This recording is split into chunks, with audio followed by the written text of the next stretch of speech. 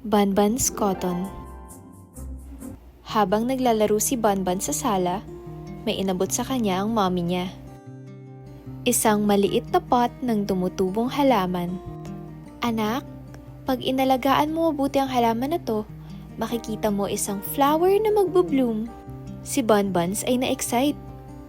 Basta anak, kailangan mo siya alagaan mabuti Paarawan, didiligan, and mamahalin.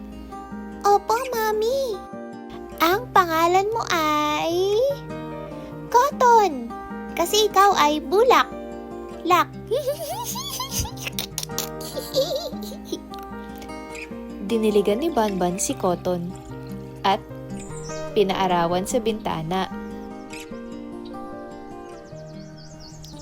Tinitigan ni Banban si Cotton na para bang may inaantay siya. Sa susunod na araw, pinaarawan niya uli at diniligan. Tinitigan. Nasaan yung flower? Sa susunod na araw, diniligan uli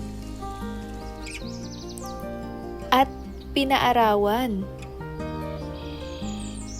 at tinitigan. Wala pa rin.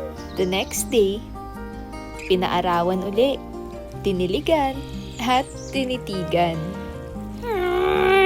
Mami! Mami! Hindi naman siya nag-flower Inaalagaan ko naman. Diniligan ko. Nagpaaraw kami. Antay ako ng antay. Bakit walang flower? Alam mo ba, when you were born, excited na excited si mommy at daddy alagaan ka. Pag uwi natin from the doctors, iyak ka maya-maya kasi gusto mo ng milk. So I fed you some milk, anak. Pero umiyak ka uli. Kaya kinantahan kita ng lullabies. Sleep, my darling Banbans. Pero umiyak ka uli. Kaya change tayo ng diaper. Nagpaaraw din kayo ni daddy. Pero iyak ka uli. Kaya milk ulit. Naps. Paaraw.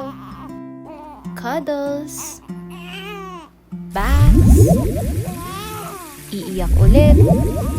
Then milk, cuddles, baths. At kahit napapagod kami, sobrang saya namin ng daddy mo na alagaan ka. Pero sabi ko, kailan kaya mag-smile ang Banbans ko? Lagi ka na lang kasi umiiyak Until one day, after mo mag-milk, nag-smile ka kay mommy. At sobrang saya ni mommy. Finally, nag-smile ang Banbans ko. All you needed was love, care, and syempre, patience.